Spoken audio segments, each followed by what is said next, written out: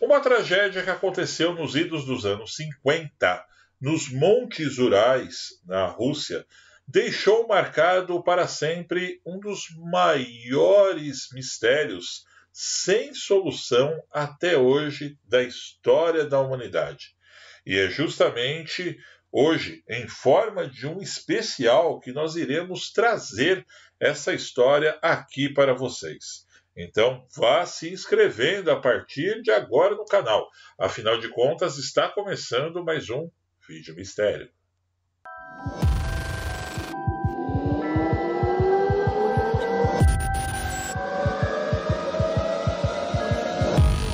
No dia 1º de fevereiro de 1959, 9 alpinistas especialistas em esqui cross-country, que eram estudantes da Universidade Técnica do Estado de Urai, como eu disse lá no início do vídeo, que fica na Rússia, foram encontrados mortos em um acampamento em uma passagem dos Montes Urais que fica na Sibéria.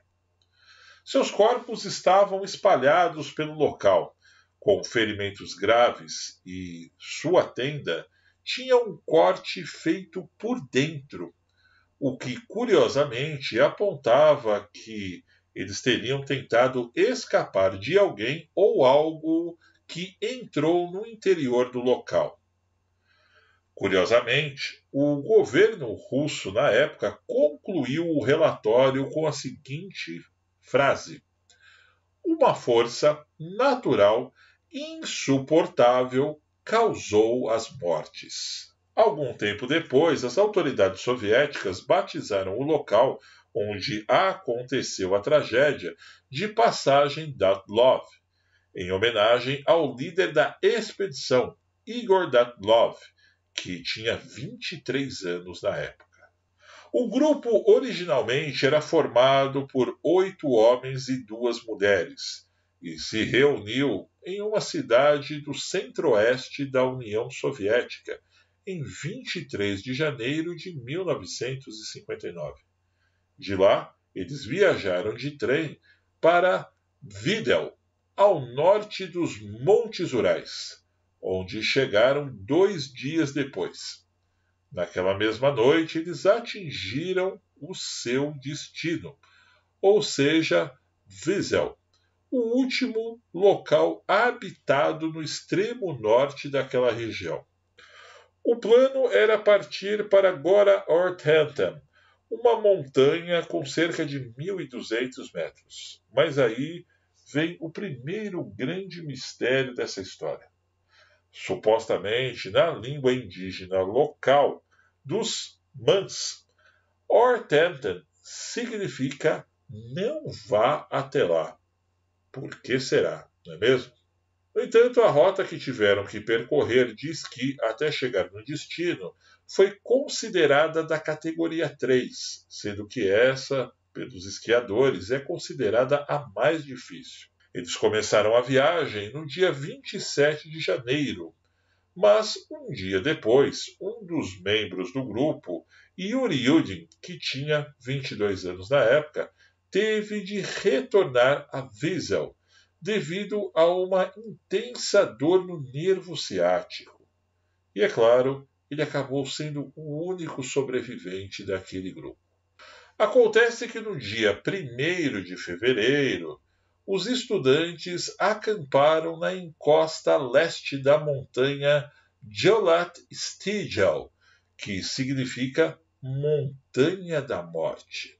Nesta época do ano, as temperaturas chegam a menos 30 graus centígrados. Muitos se perguntaram por que os jovens escolheram este lugar tão exposto a um clima adverso, dizendo que não parecia um lugar muito sensato para montar especialmente barracas. Eles poderiam, por exemplo, ter descido até o rio, onde havia água e madeira para fazer fogo. Uma teoria é que, por algum motivo ou outro, eles não queriam voltar pelo caminho que eles tinham vindo. Afinal de contas, foi uma escolha muito incomum para um grupo tão experiente como aquele. O líder, ou seja, Igor Dyatlov, havia prometido avisar a universidade por telegrama quando o grupo retornasse a Wiesel, o que deveria ter ocorrido em 12 de fevereiro. No começo, ninguém ficou surpreso por eles não terem voltado no prazo previsto. Era muito comum atrasos, especialmente por causa do mau tempo.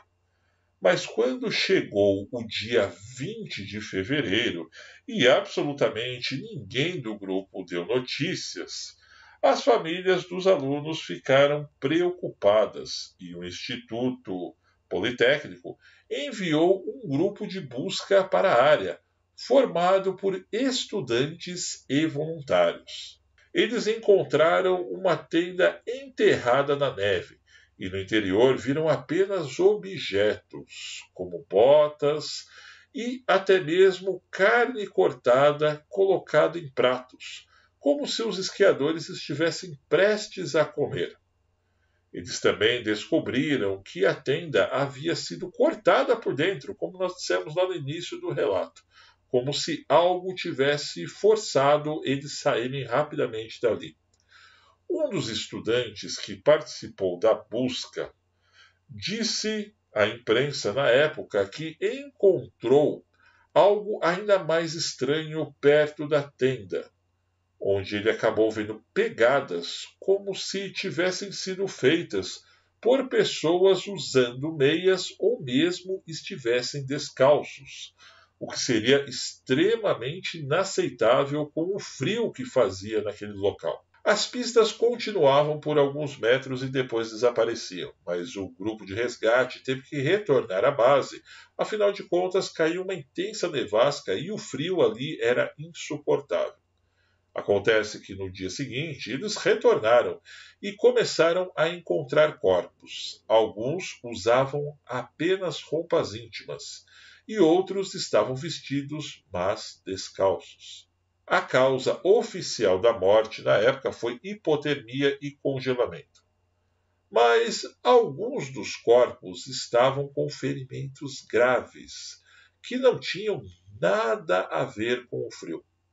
Uma das mulheres, por exemplo, tinha uma forte contusão no lado do corpo, que parecia que foi feito com algo como se fosse um porrete. Outro estudante tinha o crânio completamente esmagado. Os últimos corpos foram encontrados apenas 3 meses depois, em uma ravina, quando a neve estava derretendo.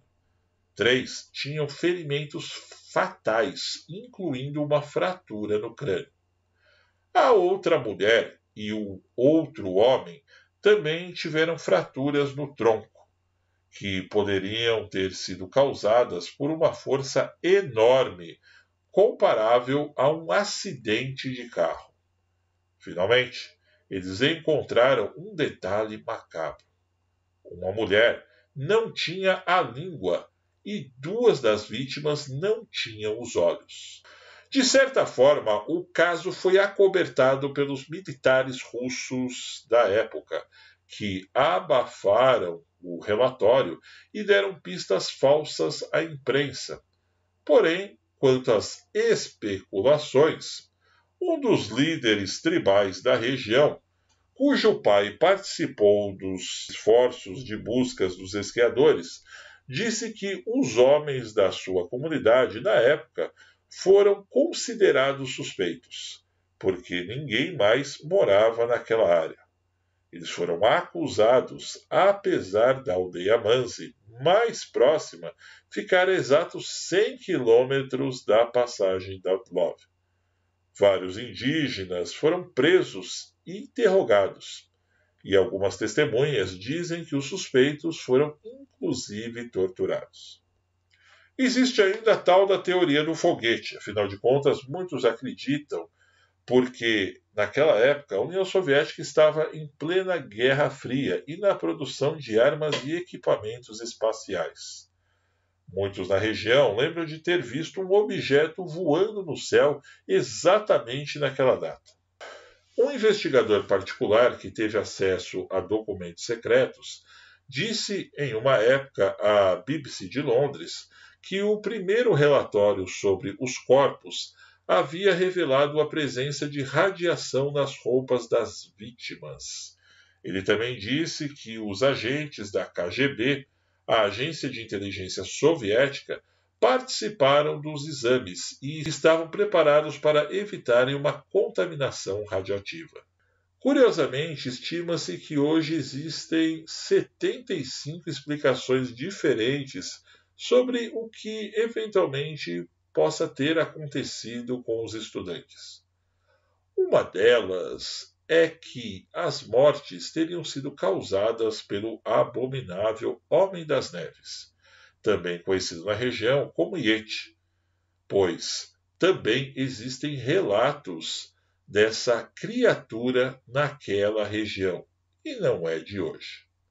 Há também aqueles que acreditam em uma abdução extraterrestre, que, no mínimo, tenha sido mal sucedida. No entanto, para os acadêmicos, existem apenas 3 possíveis causas, todas relacionadas ao clima extremo, onde possivelmente possa ter ocorrido uma avalanche que deslocou um bloco de neve compacto que acabou caindo como um furacão em cima dos estudantes. No entanto, Tatiana, a irmã mais nova de Igor Dadlov, que é viva até hoje, não está convencida de nenhuma dessas possibilidades, porque eles não explicam exatamente as evidências que foram encontradas. Hoje, muitos na Rússia consideram que todas as explicações do governo são absolutamente insólitas e que não convencem nem mesmo um cachorro.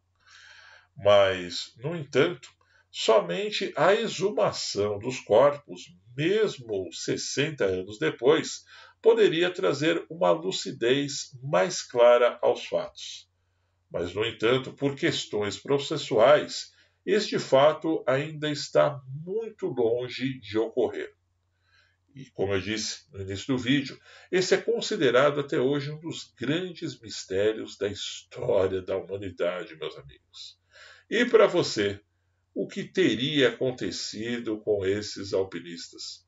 Aguardo a sua opinião aqui nos comentários. E também não deixe de se inscrever aqui no canal e me seguir lá no Instagram através do @telanixfilmes. Por hora, eu só tenho a dizer que foi um grande prazer poder conversar com todos. Um grande abraço e até breve.